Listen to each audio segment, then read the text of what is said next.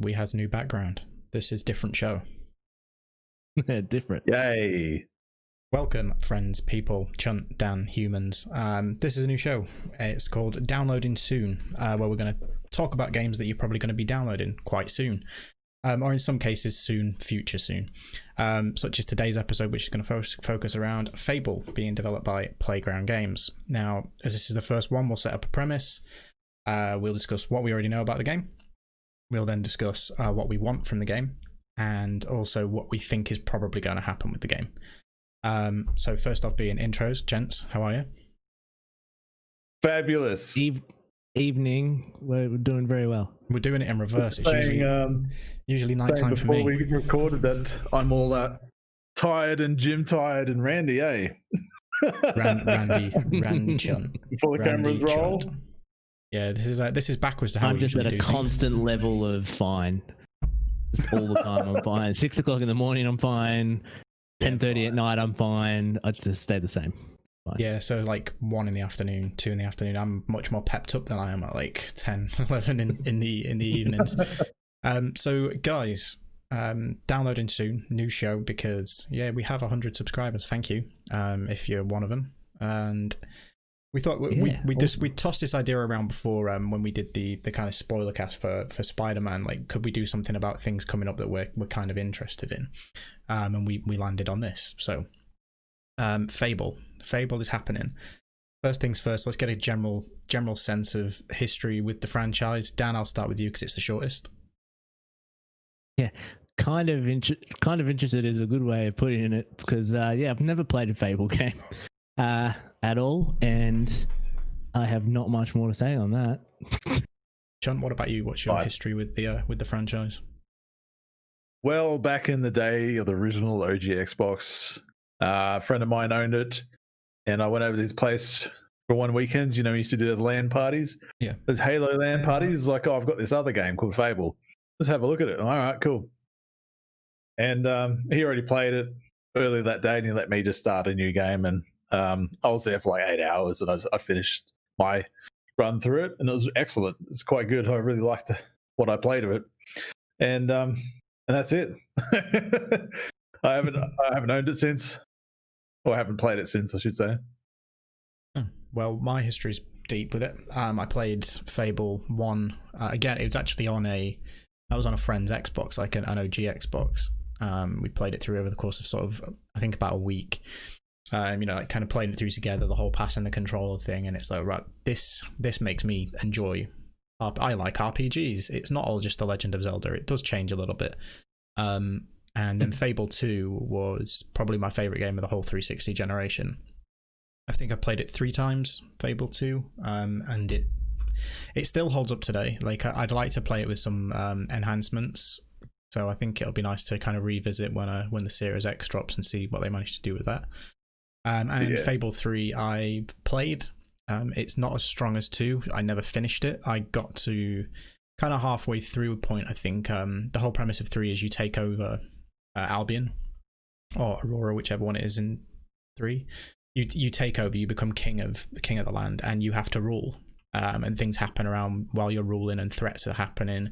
So how do I deal with this? Right. You can choose to really be good or bad. So, I mean, the fact that it didn't evolve on 2 very much, I think, is why it was so received so mediocrely. Is that a word? Don't know.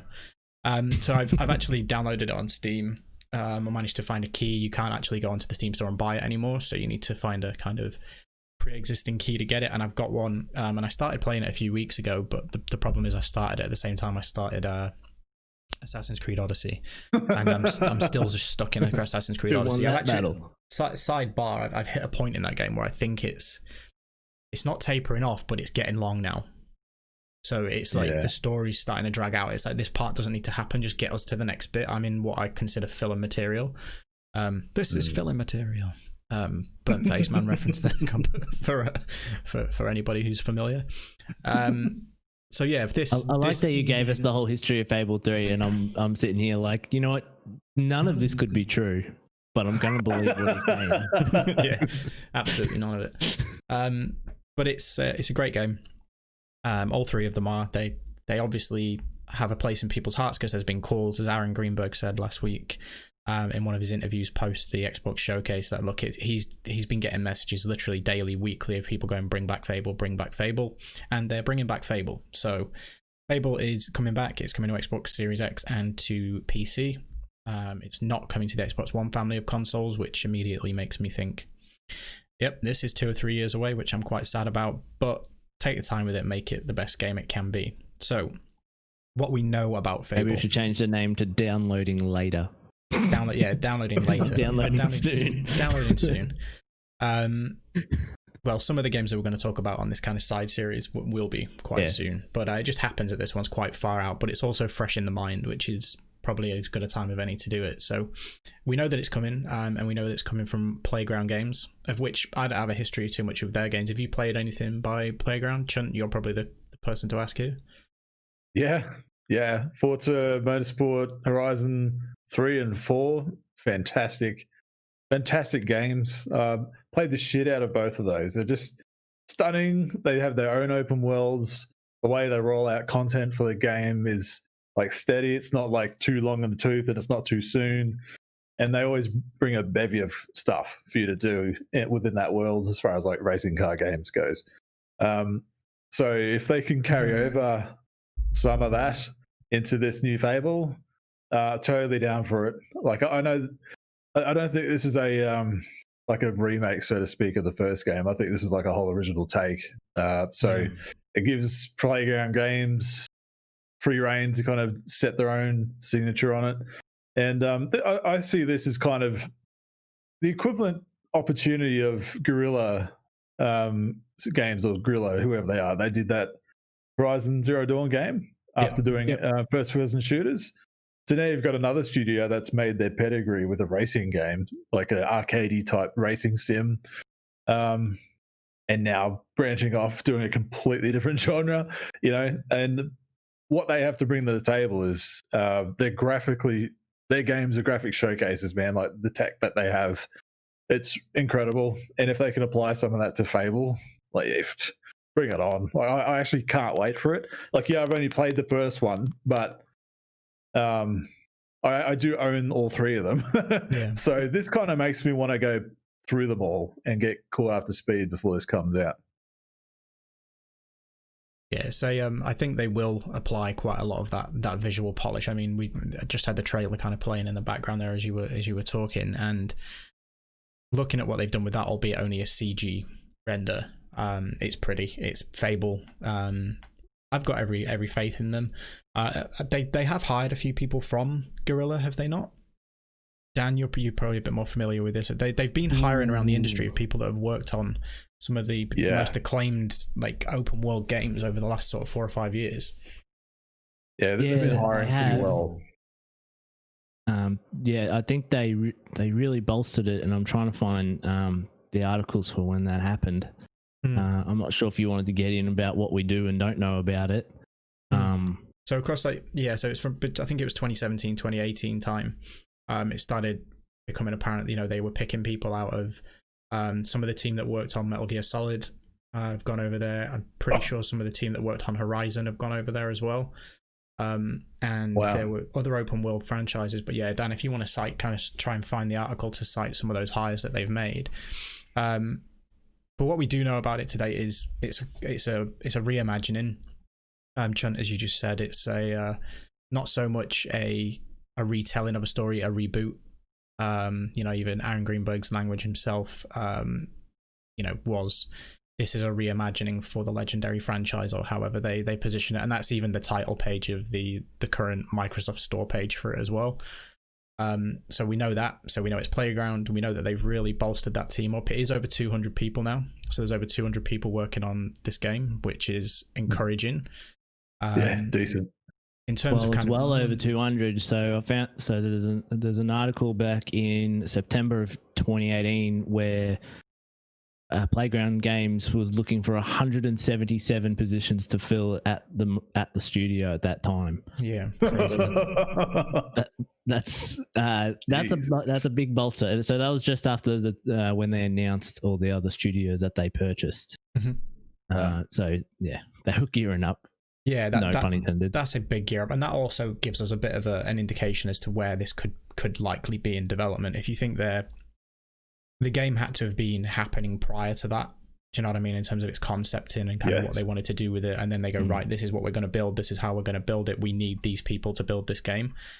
So 2017, trust me, I have good knowledge of the hiring space, and to hire that many heads takes a good chunk of time. So you'd imagine that they weren't really in full swing development until sort of mid 2018ish. I wouldn't have thought. Yeah, so Forza Horizon 4 was released in 2018, so you have to think of everyone that is normally part of the concept team and the heads normally start working on whatever the next thing is, while everyone else is starting to polish up. So by the time Horizon 4 is out the door, they've got an idea what they're doing, and if the game is coming out in September of the same year, they're hiring 177 more people. They've already been working on that for a while. In terms of the concept. So I think we are lucky. We spoke on the podcast on Friday, Saturday, this last weekend, about some of these games seeming like they're probably 2022 at the earliest. I don't see this being a 2021 game. I know quite a lot of people are still keeping up hope for a late 2021 release, but I think if it was ready for that, it's now being pushed due to the pandemic to 2022 for sure. And if it was anywhere near that level of completion, we'd have seen gameplay. And there's nothing to say that Xbox have an event in August and they don't go, oh, by the way, here's Fable. And it is coming whenever, but good. I think then it'd go back on their own messaging of, nothing's just coming to Series X and PC for at least 2 years.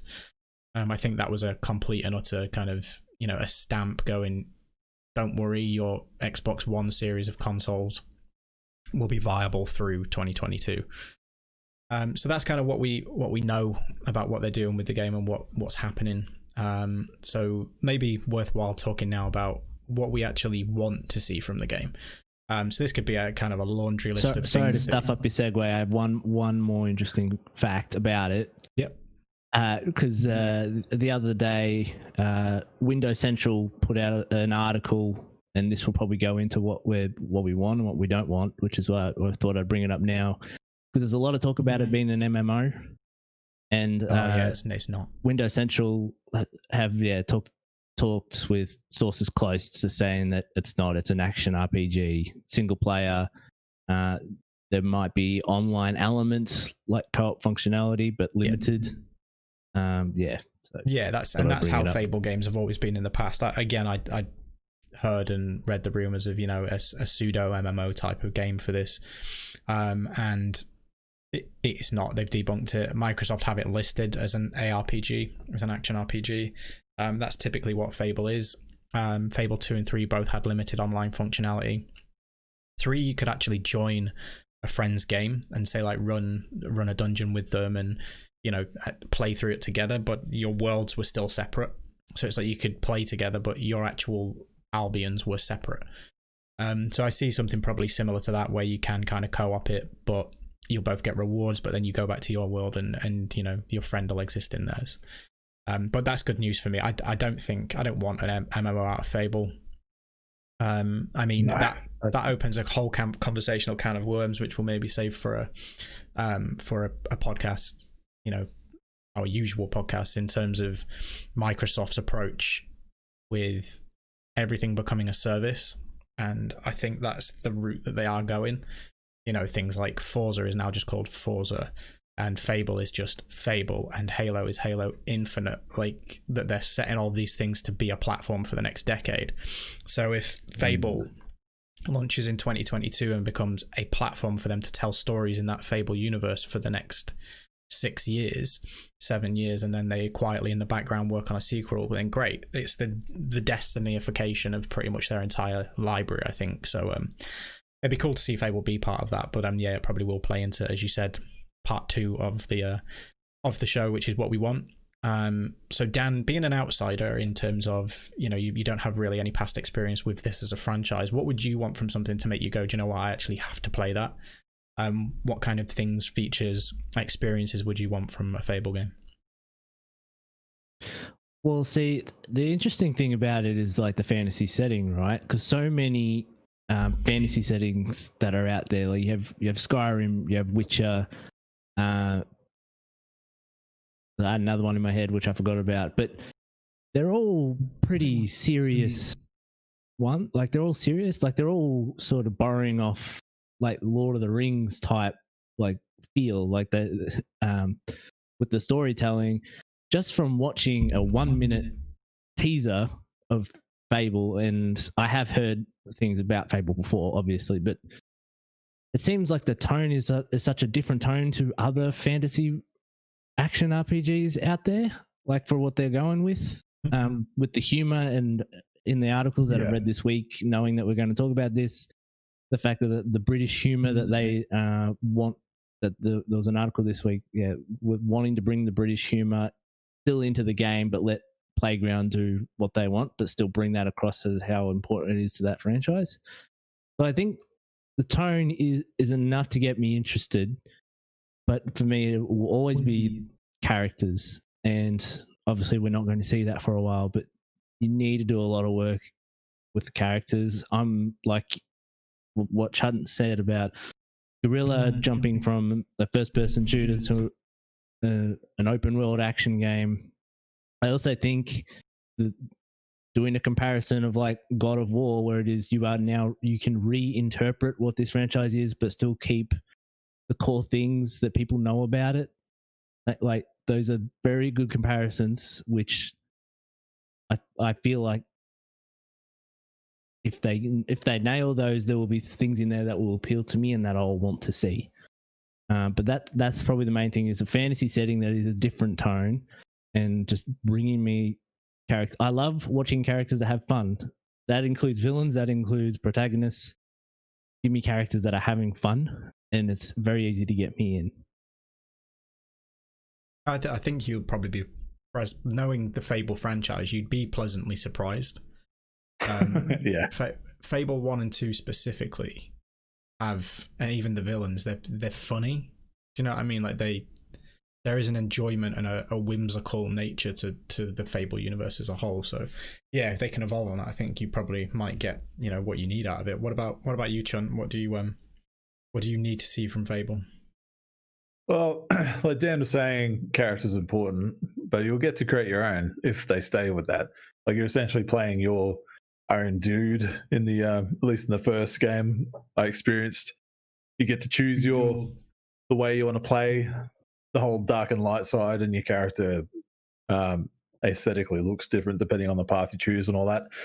So I'm looking at that aspect of see if they'll expand on that. Like if you think of I don't know, like Dragon Age or like Mass Effect, those kind of RPGs, we've got those choices to be made and how that might affect the world you're in. Like I'm keen to see how they do that, particularly with the new gear that we'll be playing on. Like what they could do with that, the massive worlds and how they expand on the world after that. Like if it's going to be a platform when you finish the main campaign, are they just going to drop another like area of the world on there like Skyrim did, where it just increases the map, whenever a DLC comes out? I'm really curious to see how they'll do that. But like from what I want, like I really enjoy those old kind of RPGs. I'm not a big fan of the real I hope they don't turn it into a really nerdy one where it's like, functions on top of mechanics, on top of stats, on top of like inventory and shit. Like I don't want any of that. Like that's half the shit that turned me off of The Witcher in the first place. I got several hours, or not even that, into The Witcher 3, and it was just all this stuff that they just kept piling on top. And I was like, I just don't care. Like, and Fable to me has always been accessible, and I hope they stay to that because fun is a pretty big thing with this franchise, and it's like Jamie was saying, like it's whimsical and it's funny, and the British humor lends more to a kind of accessible gameplay or nothing weighed down that's going to deter someone who's new, or it could be someone's first RPG or something like that, and you don't want to be like, oh shit, it's too many mechanics, so I'm out. So that's more along the line of what I'm hoping that they keep is something memorable, nothing huge to swallow, and graphically nice. Of course, it's going to be with Playground Games, and yeah, I'm actually really excited for it. I know a lot of other people are. Some people are on the fence with it, but I think the fact that they're taking care with this and it's been in development, at least pre-dev, for a while, and we might not see it for another couple of years. I think that shines a light that the fact they're just taking it seriously and they don't want to muck this up. This is a big chance for Playground to kind of break out of that the other racing game studio. Because you've got Turn 10 doing the actual Forza Motorsport racing sim, and Playground Games are always that other one that did the more arcadey accessible Forza game. And I think this is their chance to kind of really put the flag in and go, look at what we can do. Like, we're not just that studio. So I'm really excited just for that. Like, it's a big deal, man. Like, the fact some people are saying, oh, it's just a 1 minute trailer. How do you end with that conference with just that? So, well, if you're a fan or if you know what this game is and what it means to people, that is a big deal. So yeah, bring it on. Huge deal. And I think they do have the capability. I've just loaded their page up because people often remember Forza in terms of this studio's development, which they have spent a lot of time doing since Horizon. All of the Horizon games are just on there, but prior to that, I was thinking, I'm sure they worked on like Little Big Planet at some point.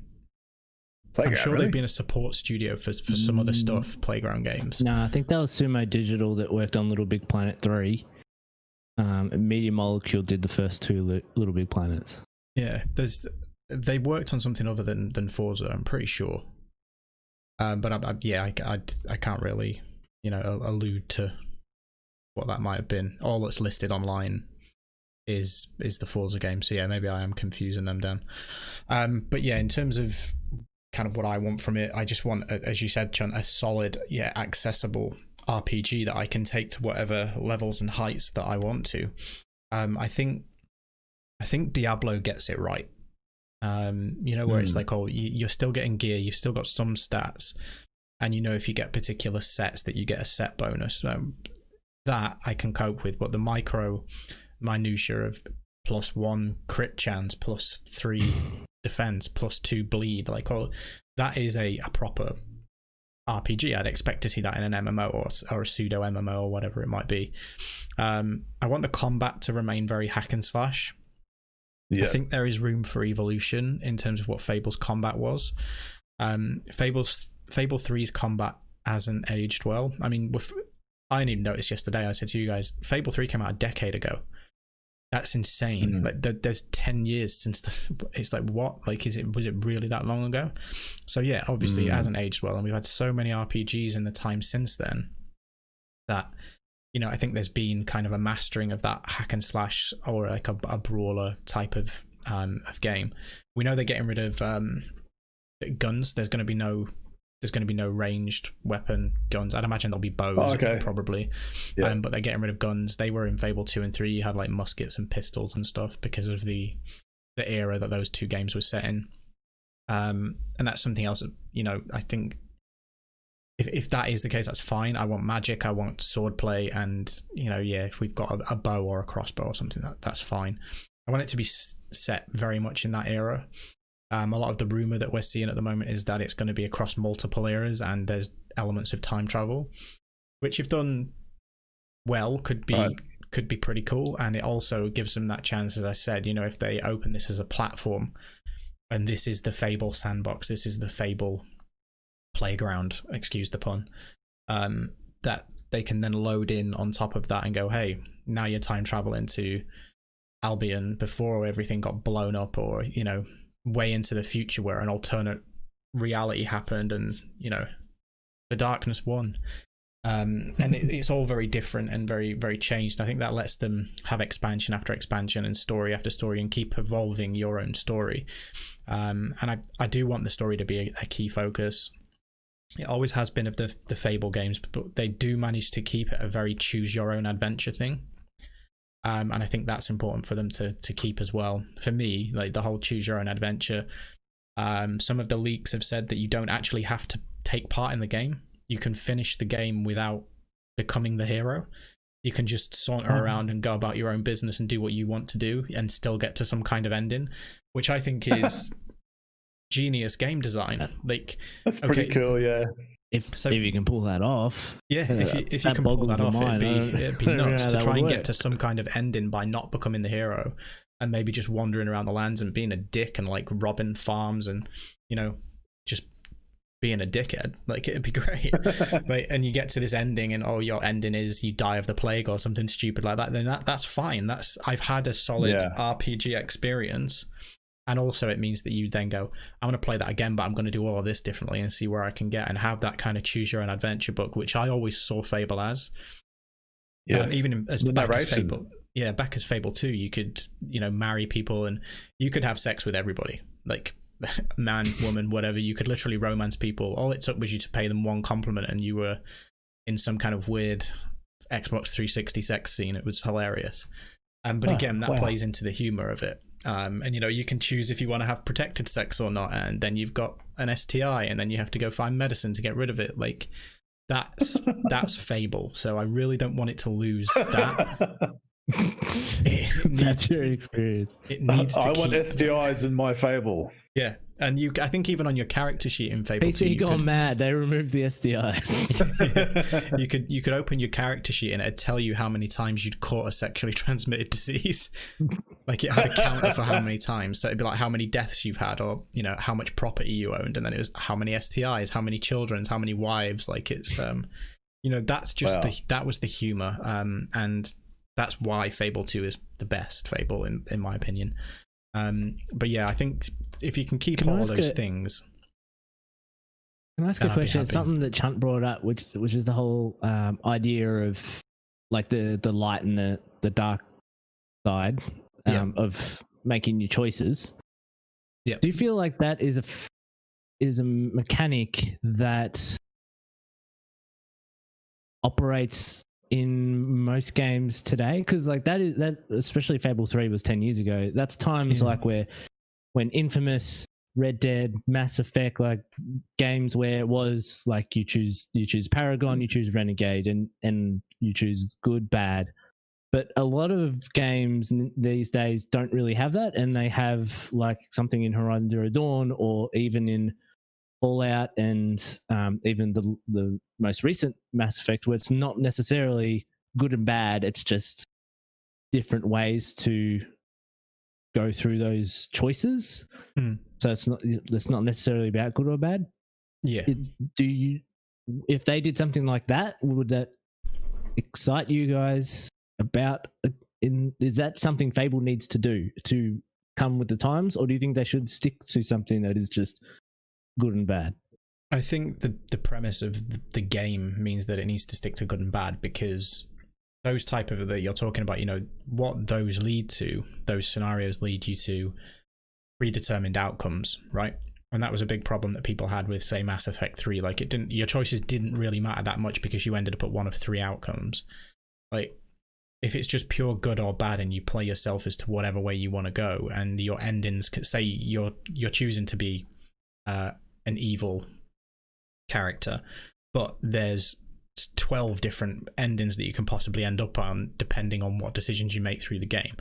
Or if you choose a good ending, do you know what I mean? It's not just like a one of three thing that you open that pool to go, there's so many ways this game can end and everybody's going to have different experiences, and you then a byproduct of that is that you have, you know, everybody sat around talking going, oh my god, my ending was this is where I am at the moment, have you ever seen this place? It's like, no, that place is locked off to me, I can't get in there. And you have all of these conversations starting around a single player game, which I don't think is done enough.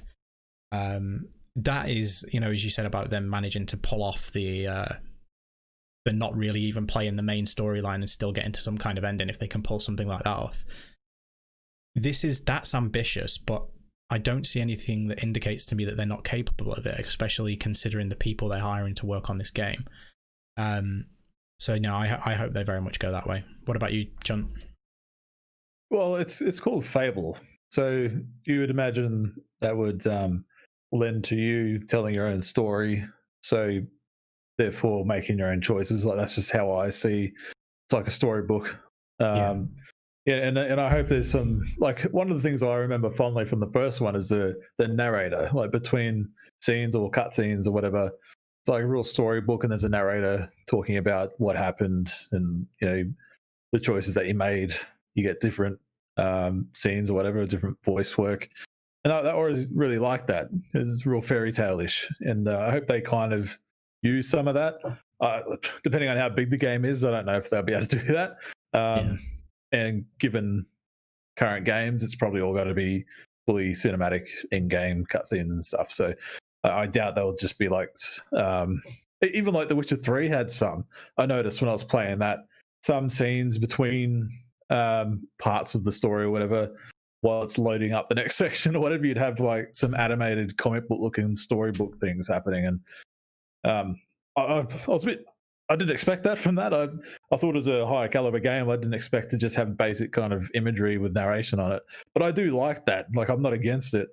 And I'm bridging the gap between both of these games, The Witcher and Fable. So I think there's a happy medium in there that could be good. Something that's more adult but still fun and lighthearted and stuff. Kind of where I'm laying it, I think, in between there somewhere. I don't want it too childish that I'll be like, I may as well go play ukulele or something, but I don't want something too hardcore. It's like, nah, I'm all right. Yeah. Like, especially speaking about like things we want. I think the danger these days, especially how advanced RPGs have gotten with that idea of choice, if it does come down to just good or bad, it kind of the thing of like, if I played Mass Effect right now, I'm going to play through it and only choose Paragon, because there's no reason to choose the Renegade, because if you want to get specific options open for you later, you just do the Paragon thing the entire time, so you can make sure you succeed at the end. And I think that's always a danger these days. If you only give two options, why would you bother going with the other option if it's going to be disadvantageous to you to do that? So even if there's certain other stories where there's middle grounds and stuff, and I'm not sure, but I think it'd be dangerous to go that way. And I think that would maybe, after all these RPGs that everyone makes these days, I don't know if I'd appreciate just having a good and bad and that's it. Takes the choice away, really. Yeah, it needs to be much more than that. So if that's kind of like what we want from the game, or what we need to kind of entice us, kind of wrap things up for the next sort of 10 minutes. What do we think is actually going to happen? I mean, do we think we're on the money with what we're wanting and what we're expecting, or do we think that they could be going in a completely different direction? I mean, just to start, I think it's definitely going to be a service. Touched on that earlier. I think it's going to be a live service. I think there will be in-game events. I think there will be in-world events, and I think that there will be expansion after expansion after expansion into this game world and into this engine for the foreseeable future. So that's what I think they're going to do with it. And having read the leaks and seen the leaks and stuff that are coming out, there's nothing that jumps out to me there as going, that's probably not true. I think they're probably on the money. So have you guys got any inkling as to what you think this might end up doing that could maybe irritate people or not be the direction that people want to go? I'm a little concerned with the whole Game Pass thing, and because you'll be able to play it without buying it, right? Will they offset the game with some cosmetic like DLC paid with microtransactions and whatnot? Like, I'm a bit concerned about that, but then I think they've already said with Halo Infinite that there's no rec packs, there's no loot boxes already. Like, they're already saying that. So if every studio, like Microsoft Studio, is supposed to play by the same like mandate, maybe we won't have to worry about that. Like, that's my main concern always with these games that are coming to Game Pass, because this gen has been full of them. Even from Microsoft first party, like Gears of War, I got turned off by all that because it was just so in bed in it, and it kind of killed my enjoyment of the post game stuff. And that's bad, man. Like, I'm a massive Gears of War fan, and Gears 5, love the campaign, but the post-game multiplayer stuff, I kind of just put my hand up on it. And I was like, nah, I'm good. And I hope they don't do that going forward. I hope they've learnt their lesson. Like Forza 7, they pulled it all out. You know, they got feedback from that pretty fast. So I'm hoping they'll learn their lesson there. That's actually my only main concern. Like, I have faith in the studio. I think they might initially the first part of the game, or the first thing that we get, I kind of see it being a bit safe. Like, I don't see too much of a big risk with this. I think they might actually try and take a leaf out of the first game and start really basic. Like, I don't think it's going to be as ambitious as some people might be surmising it will be. I just have a feeling about it, because it being their first game out, you could say the same thing with Guerrilla. Like, that game is massive, and that was a huge risk for them, and it paid off, but it doesn't always, you know. So yeah, I think they might be safe with it, and I'd be cool with that. And if we've just been talking about it, if it's going to be accessible, so to speak, or, you know, hypothetically, if it's going to be a more accessible experience and not as a heavy open world type thing like Horizon, then it might be okay not having any DLC or paid microtransactions, you know, and it relies on Game Pass.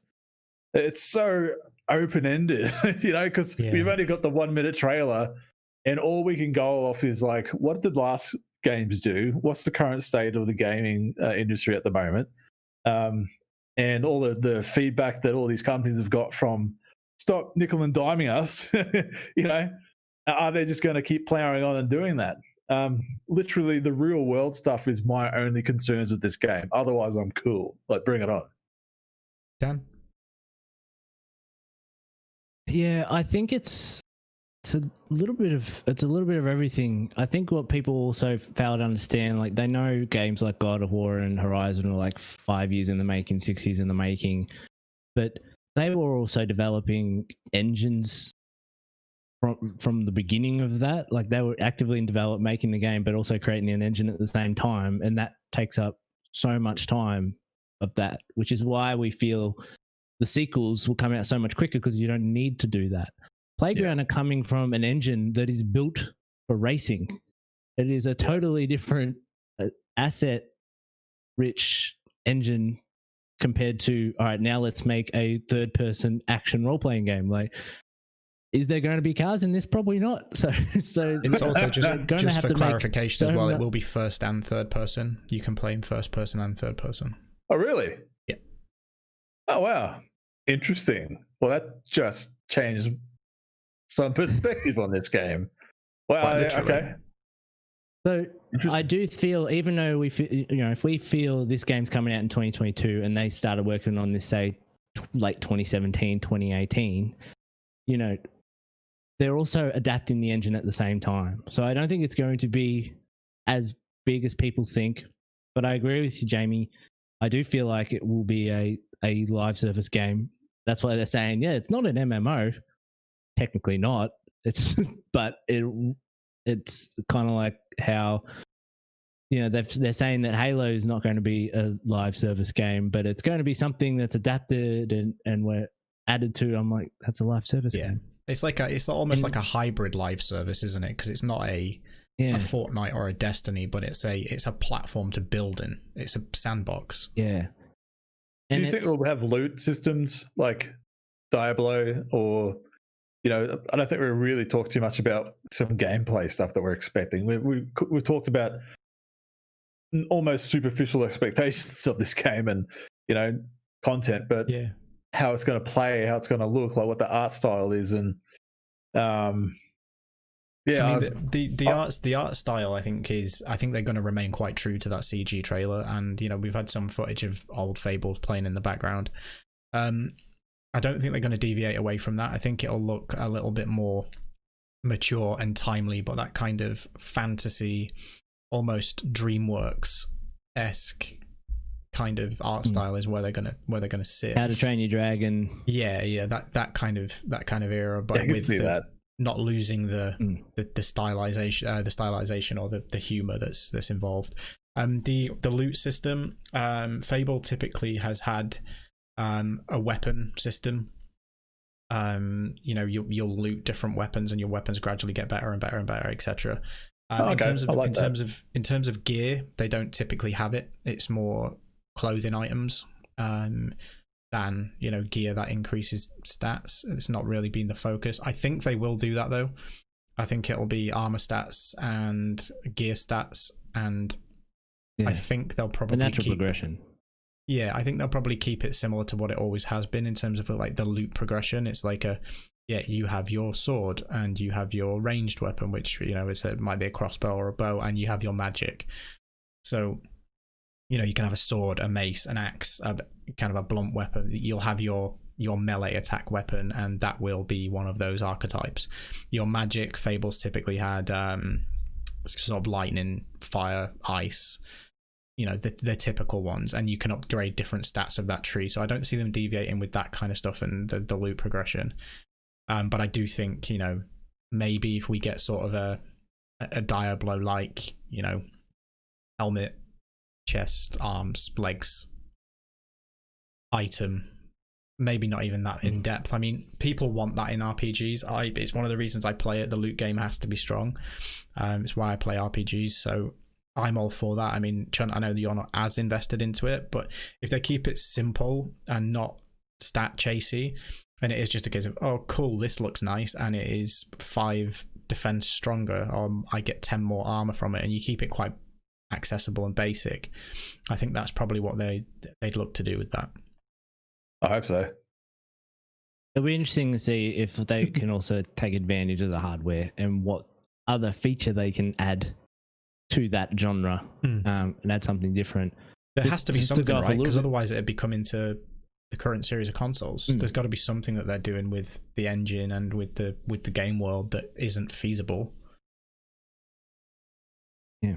And what I was just going to go into before was, I know they don't like to talk about it, but they are trying to set up a Netflix style with Games Pass, right? And this is more probably a commentary on Microsoft and Xbox and how they're doing it as a whole. But even with the different studios that they bought, they're not all about making huge, big games, right? Because when you think of Netflix, the money they invest in is not necessarily movies, it's TV shows. Because when you get TV shows, it takes you longer to get through them, and you watch them, and if you can get that person to roll over their subscription to the next month, then you're keeping customers. And that's why they just put out TV show after TV show. Games Pass is going to be a similar thing where you're going to have these big platforms. Essentially, if you think you're going to have Halo, you're going to have Fable, you're going to have Forza. It's a very interesting question, which we can put on a podcast sometime, about what happens to Forza Horizon. Like if there is 2 teams at Playground, if there's one team that's working on Fable, but teams like Double Fine can release games in short succession. And if there is this stuff that's always happening and keeping their Games Pass rolling over month to month, that's what they're aiming to do. You need that kind of like that monthly hit, or there's something going on in it this month or next month that makes me want to maintain my subscription. You're exactly right. Yeah. Are you for that, Chunt, or do you think it could get a bit too lost? No, it is a concern of mine.